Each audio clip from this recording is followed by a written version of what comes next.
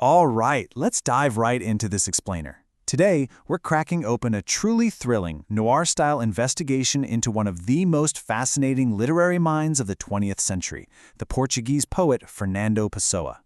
We're going to take his incredibly dense, fragmented literary psyche and treat it like a gripping detective story. I want you to imagine a mind that flat out refused to be just one single person. A mind investigated by a shadow detective whose entire job was cleaning up the real-world messes left behind by absolute genius. Just to wrap our heads around the sheer scale of this case, take a look at this number, 27,000.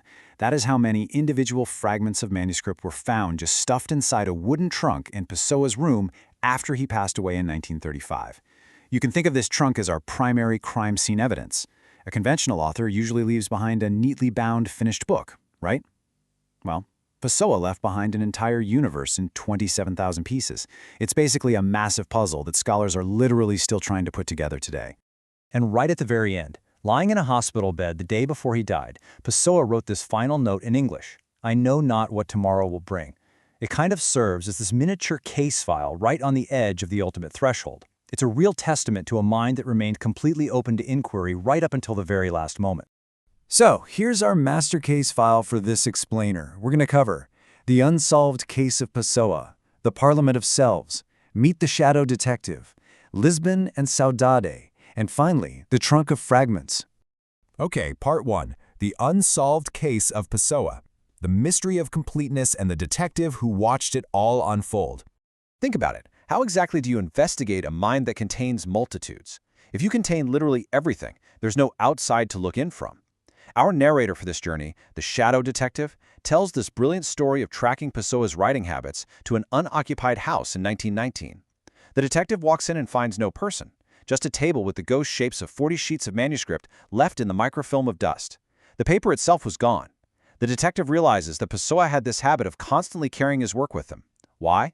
Well, because leaving a manuscript on a table meant actually finishing it, and finishing meant a terrifying final resolution.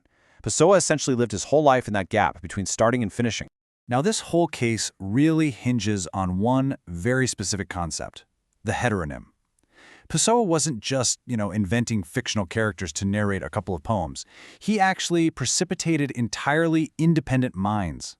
They arrived with their own complete psychologies, their own incredibly unique writing styles, and highly detailed biographical fictions. They didn't just live on the page, they lived completely inside his head.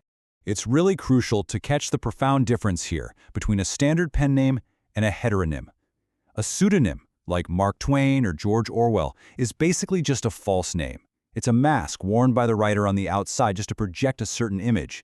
But a heteronym is a distinct, living, arguing member of the mind's internal parliament. It operates totally on its own.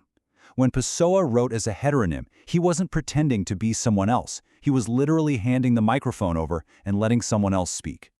Moving on to Part 2, the Parliament of Selves. Let's actually profile the suspects living inside Pessoa's mind. If we map his creations onto Carl Jung's psychological archetypes, it's wild how clearly each heteronym governed its own sort of jurisdiction of his psyche. Take Alberto Cairo, representing the ego, whose crime was genuine, pure innocence, literally just seeing a stone as exactly that, a stone. Then you've got Ricardo Reis, the persona, who used these super rigid classical Greek and Roman poetic structures as an alibi to hide from the chaos of real life. And Alvaro de Campos, a manifestation of the shadow, who committed the offense of excess, feeling every ounce of noise and erotic charge in the modern world. Every single one of them was vividly real to him. And when I say real, I mean he even built this meticulously detailed, honestly kind of absurd, timeline for them. He gave each of these inner voices their own specific birth date and origin story. Ricardo Reis was born in Porto in 1887. The biological man, Fernando Pessoa, was born in Lisbon in 1888. Cairo arrived in 1889, and De Campos down in Tavira in 1890. He literally even cast incredibly complex astrological charts for each of them, just to make absolutely sure their personalities aligned perfectly with the stars. Just put yourself in this scenario for a second, what our detective calls the notary dilemma. Picture Pessoa sitting in some stuffy legal office on Rua Augusta, getting ready to sign a commercial contract. The state notary asks for his date of birth. Now, the state obviously demands one single birthday to put on the form. but the man sitting in that chair feels like he consists of 4 completely valid beginnings. It just so beautifully highlights the intense friction between his deeply complex, layered internal reality and the rigid, ordinary world that just demands a simple, single answer.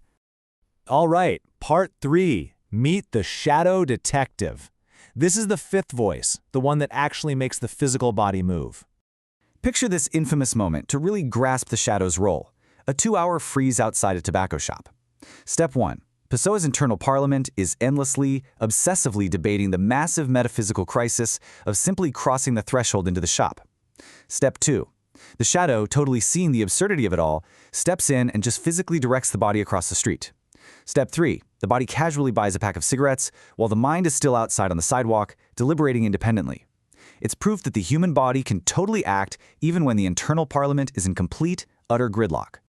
So the big takeaway here is that when we talk about Carl Jung's concept of the shadow, people usually misunderstand it as something evil. But actually, scratch that. It's not sinister at all. It simply carries the heavy burden of resolution. It's the practical, integrated self that literally and metaphorically goes around closing the doors that the other creative voices leave wide open. Without the shadow to actually buy the tobacco or sign those notary documents, the poetic genius inside wouldn't survive a day in the real world. Which brings us to part 4. Lisbon and saudade. We're looking at the city as a kind of interior weather. To really crack this case, we have to ask ourselves, what exactly is saudade? It's basically the fundamental atmospheric weather of both the city of Lisbon and Pessoa's entire literary soul. You simply cannot separate the man from the streets he walked. Now there's a massive distinction to make here. People usually mistranslate saudade as just nostalgia, an ache for something that is absent or long gone. But the true definition is so much deeper than that. It is the acute presence of a moment containing its own eventual passing. It's not missing what's gone. It's like holding a warm cup of coffee on a rainy evening and feeling this beautiful, deeply painful awareness that this exact, perfect present moment already contains its own death. And that is exactly how Pessoa experienced every single day of his life. And finally, part 5, the trunk of fragments. Let's get to the final verdict of our investigation. So, looking at all the evidence our shadow detective gathered, first off, that legendary trunk is definitely not just a failure to finish a book. To finish a book, he would have had to take a vote and silence the minority members of his parliament, and he absolutely refused to do that. Instead, all those fragments are deliberately preserved for the future, basically for us, to organize. He completely proves that identity is an ongoing, active practice, not just some fixed possession you hold on to. Ultimately, leaving that trunk behind was a deliberate, totally democratic act to preserve every single voice in his mind. We're going to close out this explainer with one really provocative thought. Every person is a parliament. Pessoa's heteronymous weren't some weird psychological anomaly. They're actually just the human condition, magnified and written down on paper. And that leaves us with a pretty fascinating challenge, doesn't it? Try to recognize the multitudes deliberating within your own mind tonight. Who actually sits in your parliament? And maybe more importantly, who is out there acting as your shadow?